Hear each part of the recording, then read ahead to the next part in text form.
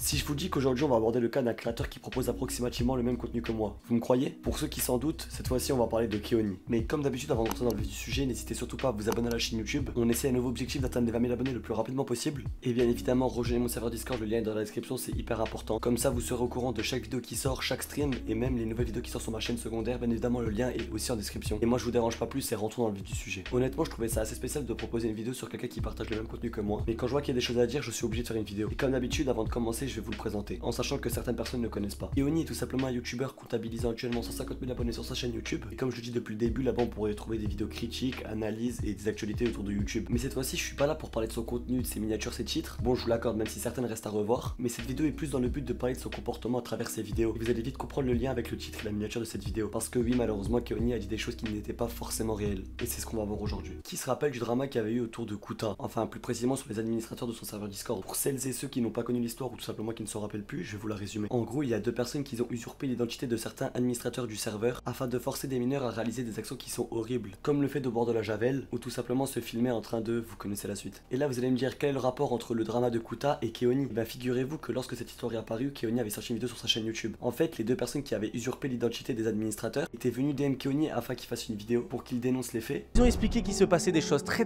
graves sur le serveur de Kuta et ils avaient envie que je médiatise la situation et que j'en parle au grand public. Et du coup ça a marché. Keoni s'est mis à sortir une vidéo sur des personnes qui n'avaient rien à voir dans l'histoire et qui s'étaient accusées de choses terribles simplement parce que quelques personnes sont venues dans les DM en expliquant des choses. Et ce que je reproche à Keoni, c'est de 1, il a balancé des informations qui étaient complètement fausses, et de 2, il n'a pas pris le temps de vérifier si les informations étaient justes. Il a dû sans doute se dire qu'il avait une vidéo qui allait très bien marcher, et à la place d'être sûr de ce qu'il disait, il s'est dit qu'il fallait qu'il la sorte vite afin qu'elle fasse des stats. Non, sérieusement, j'abuse pas. Je prends mon exemple à moi personnellement. Si par exemple un groupe de personnes viennent dans mes DM, m'explique par exemple des actions atroces qu'un créateur de contenu aurait pu faire, avant de m'empresser de faire une vidéo, j'analyserai bien évidemment chaque détail, surtout que les accusations sur les administrateurs de Kuta étaient abusées. Je vous rappelle quand même qu'ils ont été accusés de forcer un petit jeune à se... vous savez la suite. Et la preuve que Keoni n'a pas analysé les reproches, c'est les personnes même qui sont venues le DM qui étaient les coupables. Je sais très bien que certains commentaires vont me dire que c'était difficile pour lui de trouver la vérité. Je prends l'exemple de Punisher, il avait pris le temps d'analyser toute l'histoire, tout le drama, et au final en plein stream, il a rétabli la vérité. Et en soi, Punisher ou même Foufa auraient aussi pu faire une vidéo sur leur chaîne en ayant vu les accusations, mais ils ont préféré analyser, prendre leur temps, etc. et de justement voir si ce groupe de personnes qui a accusé les administrateurs de Kuta n'était pas derrière toute cette supercherie. Et voilà des personnes qui ont le sens de la critique par rapport à Keoni qui lui a directement fait la vidéo, sans forcément se creuser la tête sur le fait que ça soit fake ou pas. Après, il y a une chose que je vais vous dire qui est importante, c'est qu'après ça, il a quand même supprimé sa vidéo, sachant que toutes les reproches qu'il avait fait aux administrateurs de Kuta étaient complètement fausses. Mais en soi, ça ne change en rien que des personnes ont cliqué sur la vidéo et du coup se sont fixés un avis très négatif sur Kuta et son équipe, parce que oui, une fois qu'il a supprimé sa vidéo, il en a fait une autre pour s'excuser. Après, honnêtement, je ne sais pas à quel moment il a supprimé sa vidéo, ça allait rester longtemps en ligne ou quoi, mais ce qui est sûr, c'est que certaines personnes ont vu la vidéo et n'ont pas vu la vidéo d'excuses, où justement il disait toute la vérité. En plus de ça, c'est pas comme si l'histoire datait d'il y a longtemps, elle date d'il y a à peine 3 mois. Et je trouve ça pas normal qu'un youtubeur critique divulgue des informations fausses comme ça. Croyez-moi, il connaît très bien la puissance de ce genre de vidéo et l'influence que ça peut avoir. Enfin bref, dites-moi en commentaire ce que vous en pensez. Mais là, je vous parle de son contenu qui est sur YouTube. Passons maintenant à TikTok, parce que là-bas, il comptabilise 340 000 abonnés. Mais rappelez-vous, depuis le début, je vous dis que c'est un youtubeur critique. Mais regardez juste le TikTok qu'il a publié il y a 10 heures même pas. Un nouveau filtre problématique est sorti sur TikTok où on peut voir la fameuse vidéo Spider-Man de Sophie Rain, et il y a carrément un autre filtre avec Brawl Stars et je t'en parle dès maintenant. Et en effet, cette fois-ci, c'est dans un filtre qui s'appelle Thèse 777 où à l'intérieur, il y a la fameuse vidéo de Sophie Rain. Je pense que j'ai pas besoin de vous faire un dessin, c'est dans sa tenue Spider-Man et ça fait énormément réagir. Et forcément, il y a des enfants et il y a des jeunes sur TikTok et ça n'a rien à faire ici. Donc vous, qu'est-ce que vous en pensez? Est-ce que c'est choquant? Est-ce que c'est normal qu'il y ait ça sur TikTok? N'hésitez pas à me le dire dans les commentaires.